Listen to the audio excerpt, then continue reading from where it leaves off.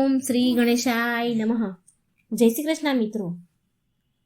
ગાય માતાની વાત જો તમે આ સાંભળી લેશો, આ વાર્તા સાંભળી લેશો તો ઘરમાં ક્યારેય ગરીબી નહીં આવે. ખૂબ જ સરસ મજાની આ વાર્તા છે મિત્રો. આપણા ઘરમાં ઘણી બધી વખત ઘણા સંકટ આવતા હોય છે, મુશ્કેલીઓ આવતી હોય છે, ઘણું બધું સારું હોય છે, ઘણું સંપત્તિ હોય ને અચાનક આપણા ઘરમાં બરબાદી શરૂ થાય છે. તો આની પાછળનું કારણ શું હોય છે? આપણા નિર્ણયો કે બહારના લોકો? તો આ બધું સમજવાને જાણવા માટે આ વાર્તાને તમે પૂરી સાંભળજો. ભગવાન શિવે બહુ સરસ મજાની કથા કહી છે, જે આપણને ઘણું બધું સમજાઈ જશે, ઘણું જ્ઞાન આપી જશે અને જીવનમાં આગળ ક્યારેય હેરાન નહીં થવું પડે. સાચા નિર્ણય લેવાનું આપણને આવડશે. તો આ પૂરા અંત સુધી વિડીયો જુઓ. જો વિડીયો સારો લાગે તો લાઈક અને શેર કરજો અને કમેન્ટ બોક્સમાં ભગવાનનું નામ પણ લખજો અને આ ચેનલને સબસ્ક્રાઇબ કરવાનું મિત્રો જરા પણ ભૂલશો નહીં. ઓમ નમો ભગવતે વાસુદેવાય. હર હર મહાદેવ. ગૌમાતાએ જણાવ્યું કે કયા પાપના કારણે માણસના જીવનમાં ગરીબી અને અમીરી આવે છે, કયા પાપના કારણે માણસ ગરીબી તરફ જાય છે. જે કોઈ ગૌમાતાની આ પવિત્ર કથા સાંભળે છે, ધ્યાનથી સાંભળે છે, તેના જીવનમાંથી તમામ દુઃખ અને દર્દ હંમેશા માટે સમાપ્ત થઈ જાય છે. પછી તેને ક્યારેય ગરીબીનો સામનો નથી કરવો પડતો અને હવે તમારે પણ કોઈ સમસ્યાનો સામનો કરવાની જરૂર નથી. પ્રિય મિત્રો, આ વાર્તા તમારી પારિવારિક સમસ્યાનું સમાધાન બની શકે છે. ફક્ત આ સાંભળવાથી તમારા પરિવારની સમસ્યાઓ દૂર થઈ શકે છે. હર હર મહાદેવ. ગરુડ પુરાણમાં મિત્રો એમ કહેવાયું છે કે કોઈ પણ વાર્તા, કથા કે ઉપદેશ અધૂરો રહી જાય છે તો તે વ્યક્તિ માટે પાપનું કારણ બની જાય છે. માટે કૃપા કરીને આ કથા પૂરી સાંભળજો. અને જો તમારે દેવી લક્ષ્મીના આશીર્વાદ મેળવવા ઈચ્છતા હોય તમે તો કમેન્ટ બોક્સમાં જય મહાલક્ષ્મી જરૂર લખજો. આ વાર્તામાં ગૌ માતાએ મનુષ્યના કયા પાપના કારણે તેના ગરીબી અને દુઃખનું કારણ હોય છે, કયું પાપ એના ગરીબી અને દુઃખનું કારણ હોય છે એ કહ્યું છે. તેની સાથે આપણે એ પણ જાણીશું કે એ 3 લોકો કોણ છે જેના કારણે ઘરમાં મુશ્કેલીઓ આવે છે, હંમેશા દુઃખ અને અશાંતિ રહે છે. આ લોકો જે ઘરમાં રહે છે ત્યાં દેવી લક્ષ્મી ક્યારેય પ્રવેશતા નથી. પ્રિય ભક્તો, એક સમયની વાત છે. ભગવાન શિવ અને આ મા પાર્વતી કૈલાસ પર્વત પર બેઠા હતા. વાતાવરણ શાંતિમય અને દિવ્ય હતું.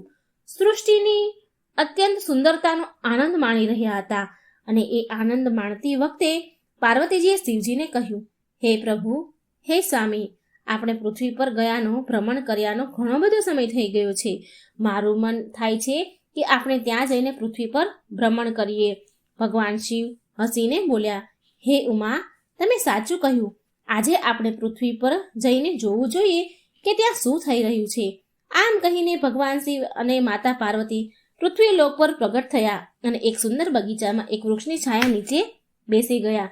ત્યાં ચારેય બાજુ હર્યું ભર્યું ઘાસ ફેલાયેલું હતું અને ઘણી બધી ગાયો ઘાસ ચરી રહી હતી.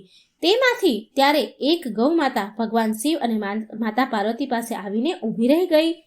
ગૌ માતાએ માથું ઝુકાવીને કહ્યું, હે પ્રભુ, તમારા દર્શન પામીને હું ધન્ય થઈ ગઈ. મારા મનમાં એક પ્રશ્ન છે પ્રભુ, જેનો ઉત્તર મને આજ સુધી કોઈ સંત કે કોઈ જ્ઞાની પાસેથી નથી મળ્યો. કૃપા કરી મને એ પ્રશ્નનો ઉત્તર આપો પ્રભુ. ભગવાન શિવ ગૌ માતાને કહ્યું, પૂછો ગૌ માતા, તમારા મનમાં શું પ્રશ્ન છે? ગૌ માતા બોલ્યા, પ્રભુ, મનુષ્યને કયા પાપના કારણે ગરીબી અને દુઃખનો સામનો કરવો પડે છે અને એ 3 લોકો કયા છે જેના પ્રભાવથી ઘરનો સર્વનાશ થઈ જાય છે? શું મનુષ્યને માત્ર તેના ભાગ્યના કારણે જ અમીર કે ગરીબ થવું પડે છે? ભગવાન શિવ હસીને બોલ્યા, હે ગૌ માતા, તમારો પ્રશ્ન અત્યંત મહત્વપૂર્ણ છે અને હું આ પ્રશ્નનો ઉત્તર આપીશ. આ પૂરું સત્ય નથી કે માત્ર ભાગ્ય જ વ્યક્તિના ગરીબી અને અમીરીનું કારણ હોય છે. આની પાછળ અમુક અન્ય કારણો પણ હોય છે. ગૌ માતાએ કહ્યું, હે પ્રભુ, કૃપા કરી મને વિસ્તારથી કહો. ત્યારે ભગવાન શિવ કહે છે, ગૌ માતા, તમારા આ પ્રશ્નનો ઉત્તર એક કથાના માધ્યમથી હું આપીશ, જેનાથી બધું જ સ્પષ્ટ થઈ જશે. ભગવાન શિવે કથા કહેવાની શરૂ કરી. હર હર મહાદેવ. શિવ શક્તિની જય. આ એક પ્રાચીન સમયની વાત છે. અવંતીપુરી નામક એક નગર હતું, જ્યાં એક પરોપકારી ને વિનમ્ર સ્વભાવવાળો એક વેપારી રહેતો હતો. તેને 2 દીકરા હતા, જે તેના પિતાની જેમ જ ઈમાનદાર અને દયાળુ હતા. વેપારી એના બંને દીકરા સાથે સુખ શાંતિથી જીવન જીવતો હતો. વેપારીએ એના બંને દીકરાના લગ્ન ખૂબ ધામધૂમથી કરી દીધા હતા. તેની બંને વહુ ખૂબ જ સમર્પણવાળી હતી અને ઘરના કામ હળી મળીને કરતી હતી. મિત્રો, જ્યારે વેપારીની નાની વહુ ઘરમાં આવી પરણીને તો એવું લાગ્યું કે તેના ઘરમાં સ્વયં માતા લક્ષ્મીએ પ્રવેશ કર્યો હોય. તેના આવ્યા પછી વેપારીના વેપારમાં બમણો લાભ થવા લાગ્યો. તેના ઘરમાં ક્યારેય અન્નધનની કમી રહેતી ન હતી. ઘરનું વાતાવરણ અત્યંત શાંતિમય હતું. આ વ્યાપારીના બંને દીકરા હળી મળીને રહેતા હતા, હળી મળીને ધંધો કરતા હતા અને બંને વહુ પણ એકબીજાની સાથે પ્રેમ ભાવથી સદભાવના રાખતી હતી. ઘરના બધા કાર્યો કરતા પહેલા પરિવાર ભેગા થઈને નિર્ણય કરતા, ચર્ચા કરતા અને પછી કાર્ય સંપન્ન કરતા. વેપારીનો વેપાર પણ દિવસે ને દિવસે બમણો વધતો હતો.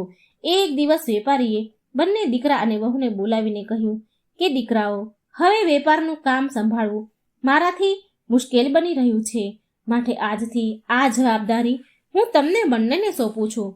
પિતાજીની વાત માનીને એમના બંને દીકરાએ બહુ સારી રીતે વેપાર સંભાળી લીધો. વેપારીને આ જોઈ સંતોષ થયો હતો કે એનો પરિવાર કેટલું પ્રેમથી રહે છે. એના પરિવારમાં પ્રેમ અને શાંતિ છે અને બંને દીકરા વેપારમાં નિપુણતા દેખાડી રહ્યા છે અને બંને વહુ પણ શાંતિથી રહે છે, હળી મળીને રહે છે. આ બધું જોઈને વેપારી શાંતિની ઊંઘ લેતો હતો. પણ મિત્રો, વેપારીના આ સુખી જીવનને જોઈ નગરના અન્ય લોકો ઈર્ષા કરવા લાગતા, બહુ બળતા હતા. એ વિચારતા હતા કે વેપારીનું જીવન કેટલું આરામદાયક, સુખી અને શાંતિવાળું છે. વેપારી તો દિવસે ને દિવસે પ્રગતિ કરી રહ્યો છે અને એના પરિવારમાં કોઈ ઝઘડા, કોઈ કંકાસ, કોઈ પરેશાનીઓ, કોઈ દુઃખ તકલીફ નથી આવતી. આ જોઈ નગરવાસીઓને ઈર્ષા થવા લાગી, ખૂબ બળવા લાગ્યા. ભગવાન શિવ ગૌમાતાને કહે છે કે હે ગૌમાતા, જેમ મોટી માછલી તળાવમાં નાની માછલીઓને ફૂલતી ફાલતી જોઈને તેને ગળવાની કોશિશ કરે છે, તેમજ મનુષ્ય બીજાની પ્રગતિ જોઈને તેને પાછો ખેંચવાની કોશિશ કરે છે, તેને નીચે પાડવાની કોશિશ કરે છે. માણસ તેની પોતાની સફળતાથી એટલો પ્રસન્ન નથી થતો જેટલો તે બીજાની પ્રગતિ જોઈને બળીને ઈર્ષા કરે છે.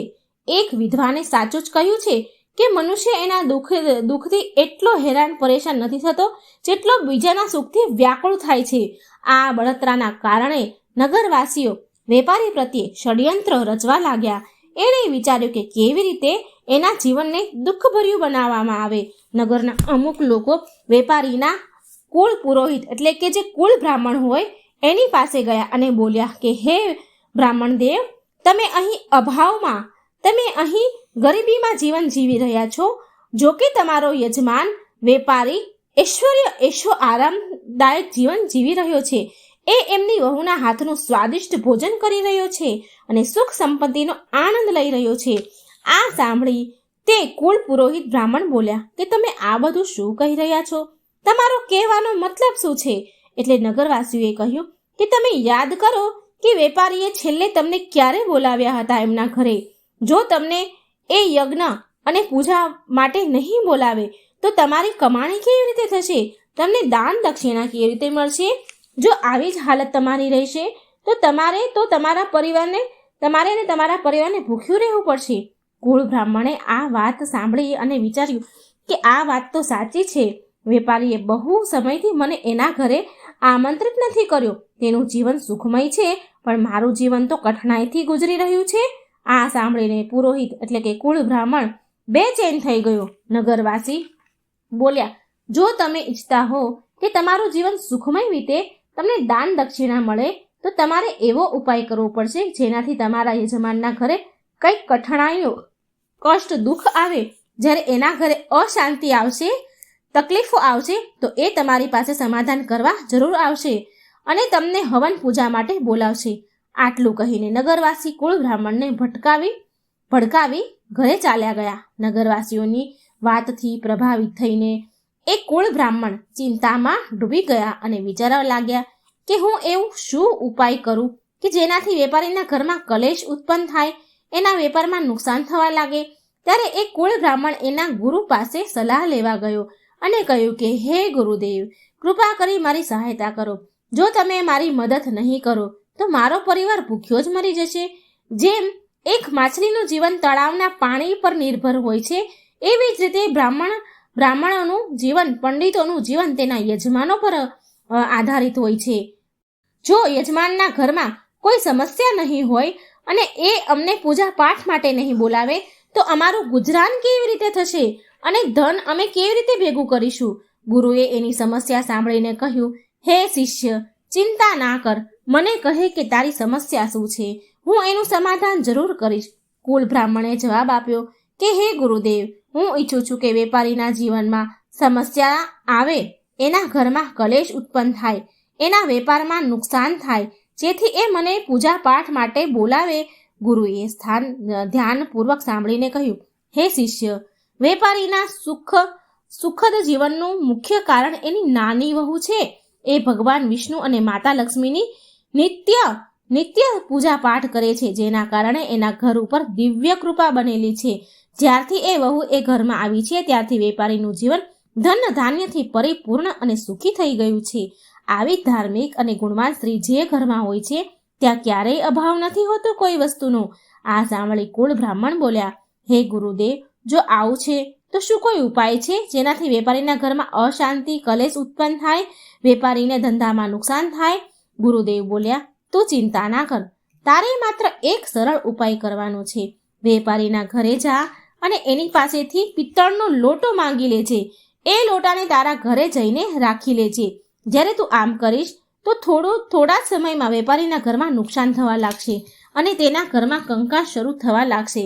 એના દીકરા ઝઘડવા લાગશે અને તેના જીવનમાં કષ્ટ વધી જશે. ત્યારે એ તને એના ઘરે પૂજા પાઠ માટે બોલાવશે. ગુરુની સલાહ સાંભળ્યા બાદ આમ નક્કી કરી અને તે કુળ બ્રાહ્મણ એના ઘેર આવ્યો. બીજા દિવસે સવારે સ્નાન ધ્યાન કરીને એ વેપારીના ઘરે પહોંચ્યો તો વેપારી આરામ કરતો હતો. કુળ બ્રાહ્મણનો અવાજ સાંભળી વેપારી બહાર આવ્યો અને તેમને જોઈને તે બહુ પ્રસન્ન થયો. વેપારી એમને કહ્યું, આવો આવો ભૂદેવ, ઘણા દિવસથી તમારા દર્શન નથી થયા, બધું કુશળ મંગળ તો છે ને? કુળ બ્રાહ્મણે જવાબ આપ્યો કે હા, બધું જ બરાબર છે. હું અહીંથી નીકળી રહ્યો હતો તો મેં વિચાર્યું ચાલને અહીં ખબર પૂછતો જાઉં. પછી એ એની મીઠી વાતોમાં વેપારીને ફસાવા લાગ્યો. થોડી વાર પછી એણે કહ્યું કે વેપારીજી, મને થોડું પાણી આપો. વેપારી પાણી લેવા જાય છે તો બ્રાહ્મણ બોલ્યા કે પાણી પિત્તળના લોટામાં લઈ આવજો. વેપારી હસીને બોલ્યા, જેવું તમે કહો ભૂદેવ. આટલું કહીને વેપારી અંદર ચાલ્યા ગયા પાણી લેવા માટે. આ બાજુ એની નાની વહુ જે અત્યંત ચતુર અને સમજદાર હતી, એને વાસ્તુશાસ્ત્રનું પણ થોડું જ્ઞાન હતું, એ જ્ઞાની હતી. જ્યારે એણે જોયું કે તેના સસરા વેપારી પિત્તળનો લોટો લઈને જઈ રહ્યા છે બ્રાહ્મણને પાણી આપવા, તો તરત જ એની પાસે ગઈ અને કહ્યું, પિતાજી, આ લોટો થોડી વાર માટે મને આપો, હું આને જલ્દી પાછો હું આપીશ તમને.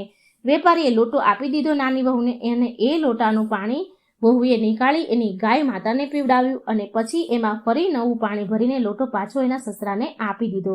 વેપારીએ પાણી બ્રાહ્મણને આપ્યું. પાણી પીધા પછી બ્રાહ્મણ બોલ્યા કે આ પિત્તળનો લોટો બહુ સરસ છે, શું આ તમે મને આપી શકશો? વેપારી હસીને બોલ્યા કે અરે, આ તો બહુ નાની વાત છે, તમે અને તમારી સાથે લઈ જાઓ આ પિત્તળના લોટાને. બ્રાહ્મણ મનમાં બહુ પ્રસન્ન થયો અને વિચારવા લાગ્યો કે આજ મેં વેપારીના સુખ પર પ્રહાર કરી જ દીધો, હવે એના ઘરમાં ખુશીઓ સમાપ્ત થઈ જશે.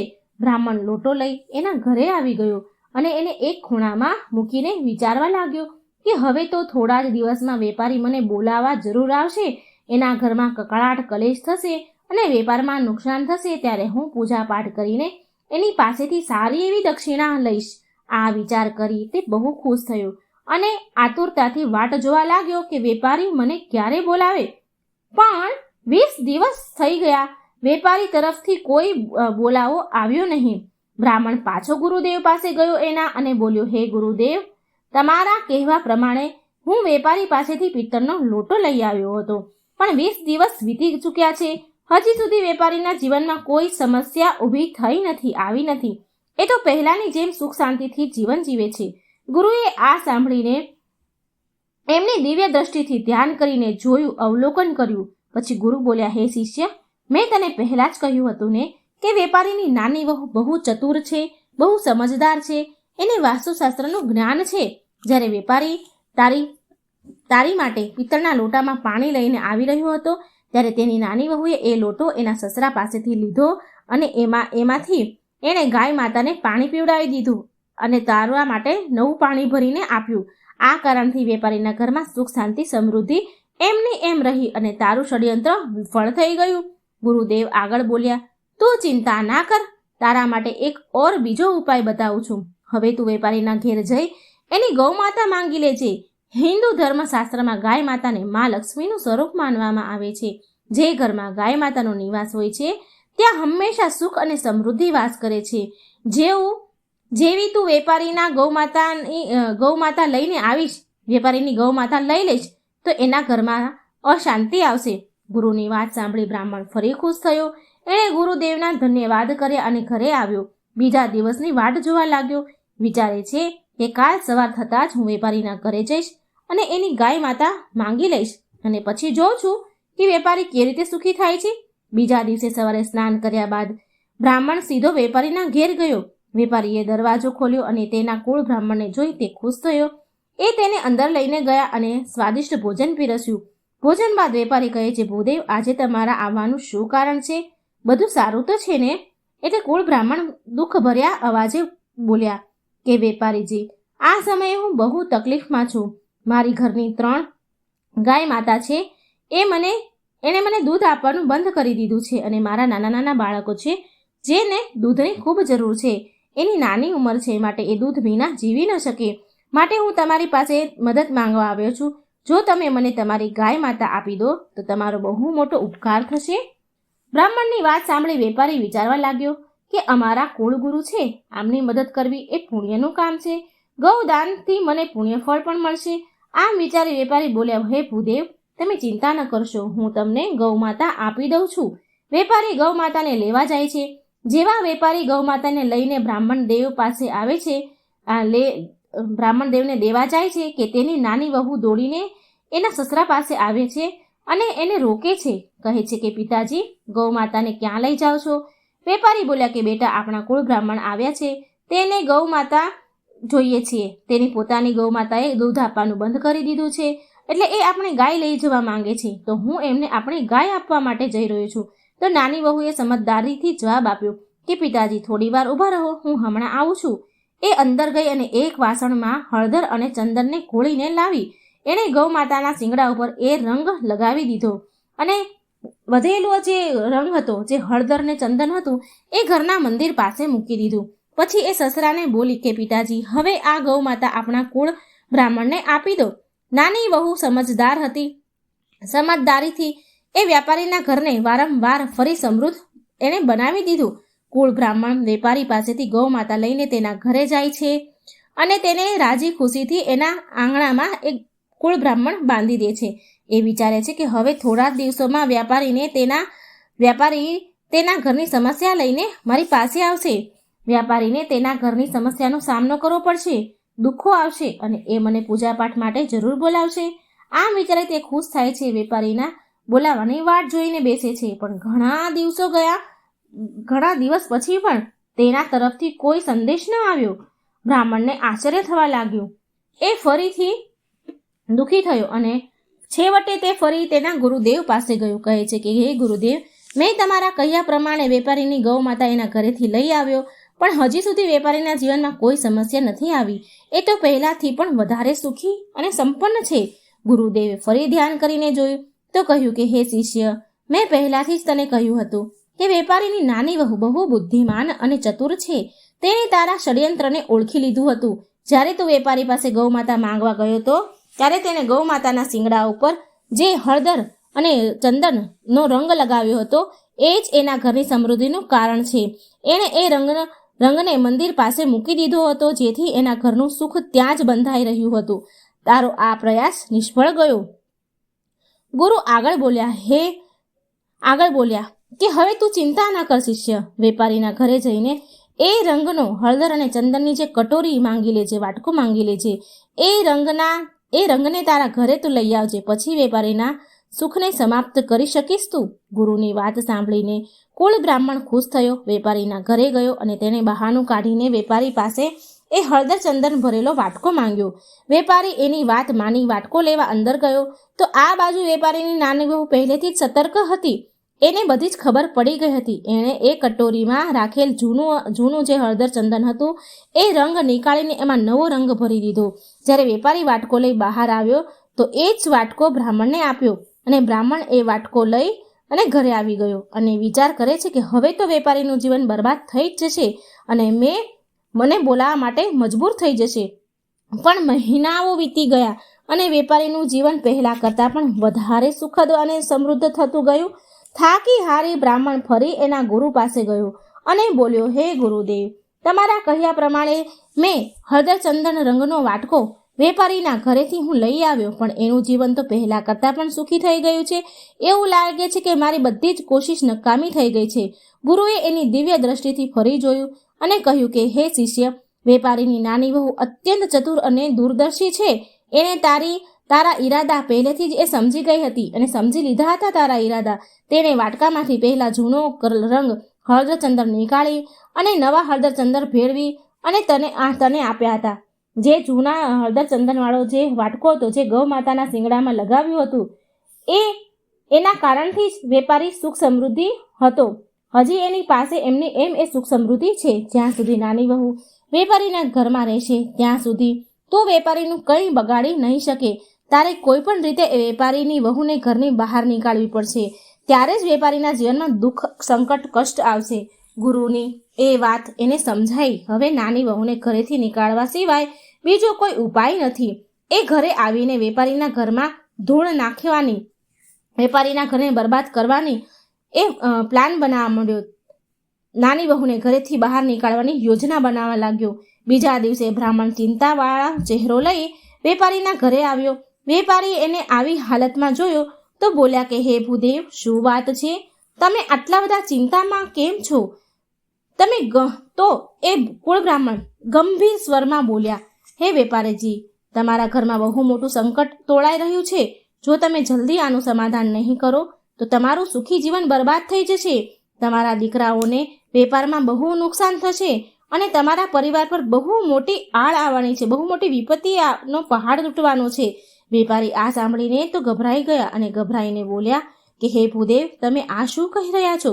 કૃપા કરી મને સંકટમાંથી બચાવવાનો ઉપાય બતાવો. તમે અમારા કુળના બ્રાહ્મણ છો.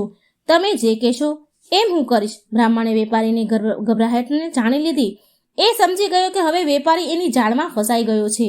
તે બ્રાહ્મણ બોલ્યા, આ સંકટમાંથી બચવાનો માત્ર એક જ ઉપાય છે કે તમારી નાની વહુ છે એને તમારા પરિવાર માટે એક મોટું સંકટ બની ગઈ છે. જ્યાં સુધી તે તમારા ઘરમાં છે ત્યાં સુધી તમારા ઉપર સંકટ રહેશે. તમારું અને તમારા પરિવારનું દુર્ભાગ્ય દૂર નહીં થાય. હું તો એ સલાહ આપીશ તમને, એને તરત જ ઘરમાંથી બહાર નીકાળી દો. બ્રાહ્મણની વાત સાંભળી તો પહેલાં તો વેપારીને વિશ્વાસ ના આવ્યો, પણ વારંવાર બ્રાહ્મણના દબાવથી, કહેવાથી તેણે તેની વાત પર વિશ્વાસ કરવાનું શરૂ કર્યું અને વેપારી બોલ્યો કે હે ભૂદેવ, જેવું તમે કહો હું એવું જ કરીશ. તમે કહો કે મારે મારી વહુને કેટલા સમયમાં ઘરની બહાર નીકાળવાની છે? બ્રાહ્મણ બોલ્યા, એ વેપારીજી, સમય વ્યર્થ ન કરો. જેટલું થઈ શકે એટલું જલ્દી તેને ઘરથી બહાર નીકાળો. આટલું કહીને કુળ બ્રાહ્મણ મનમાં ને મનમાં ખુશ થાય છે અને પાછો ઘરે આવી જાય છે. વેપારી આ સ્થિતિમાં ઘણો ઉદાસ થઈ ગયો અને વિચારવા લાગ્યો કે મારી નાની વહુ તો બહુ સારા સ્વભાવની છે. એ માત્ર મારી સેવા જ નહીં પણ પૂરા પરિવારનું ધ્યાન પણ રાખે છે. એને કેવી રીતે ઘરની બહાર નીકાળું? પણ એ ફરી વિચારે છે કે મારા પરિવાર માટે જે સંકટરૂપી છે તો એ તો મારે કઠોર નિર્ણય લેવો જ પડશે, કેમ કે મારા પરિવાર પર કોઈ વિપત્તિ ન આવે માટે હું આવો નિર્ણય લઈશ. પરિવારને કોઈ વિપત્તિમાં ન નાખી શકું હું. આ સાંભળીને વેપારી તેની વહુની પાસે આવે છે અને દુઃખી મનથી કહે છે, વહુ, મને બહુ દુઃખ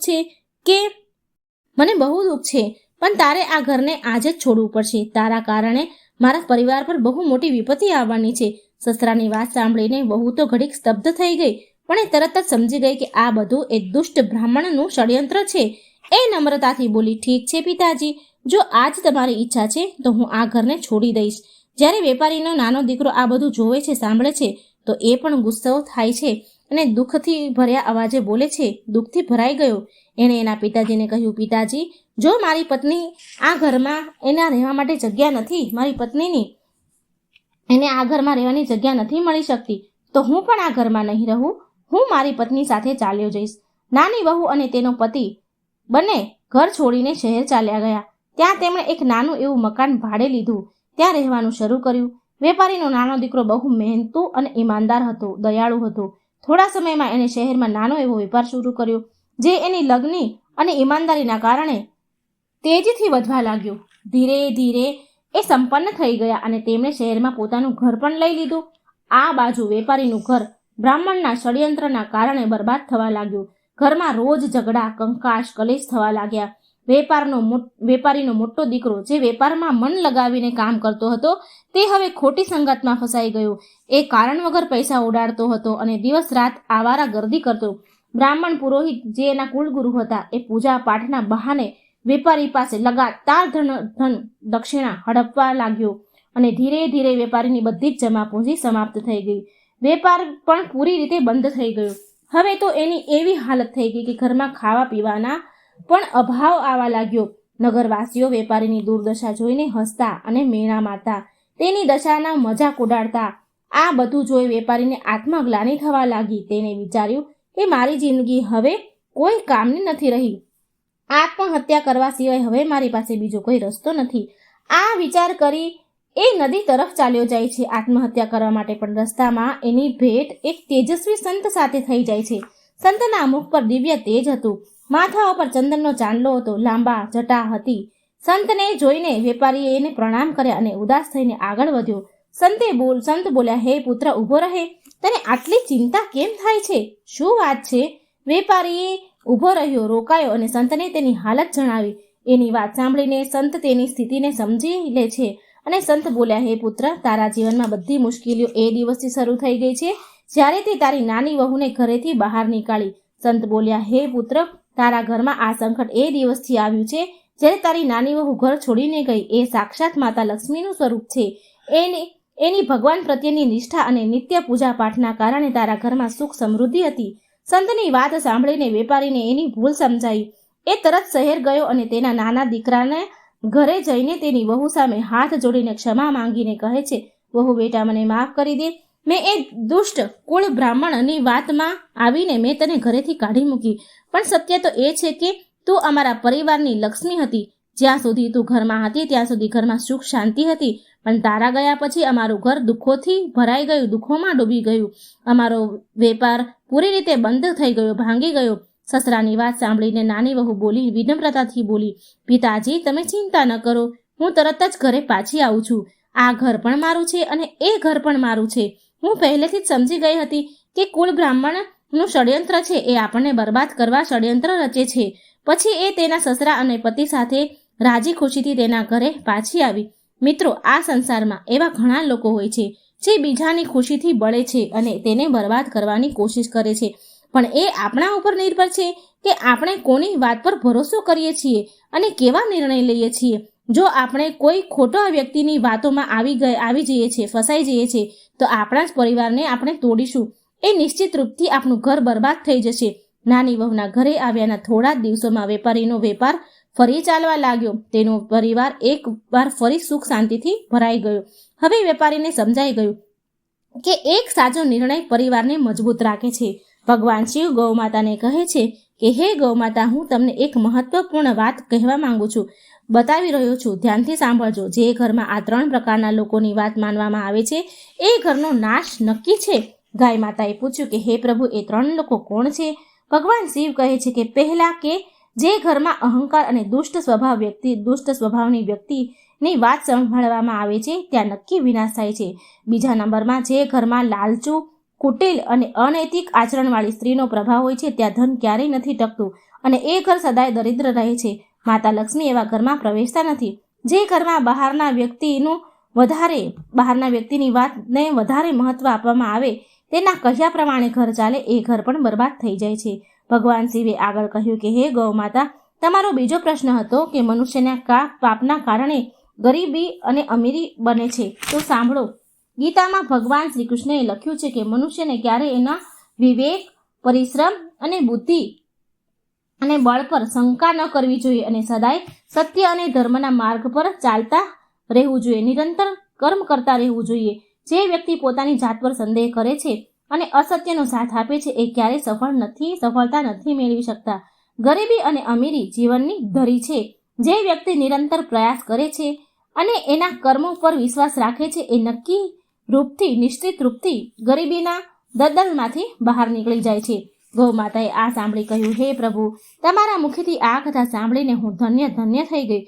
પ્રિય ભક્તો, આ કથા આપણને શીખવાડે છે કે સત્ય, સચ્ચાઈ, ઈમાનદારી અને વિવેકનું અનુસરણ કરવું એ જ જીવનની સાચી સફળતાનો માર્ગ છે. આ કથા વિશે તમારી શું રાય છે એ મને કમેન્ટ બોક્સમાં જરૂર જણાવજો. મને આશા છે કે તમને આ વિડીયો જરૂર પસંદ આવ્યો હશે. આ કથામાંથી તમને ઘણી બધી પ્રેરણા મળી હશે. તો મિત્રો, વિડીયોને લાઇક કરજો, શેર કરજો અને આ ચેનલને સબસ્ક્રાઈબ કરવાનું ભૂલશો નહીં. જય શ્રી કૃષ્ણ. રાધે રાધે. Thank you.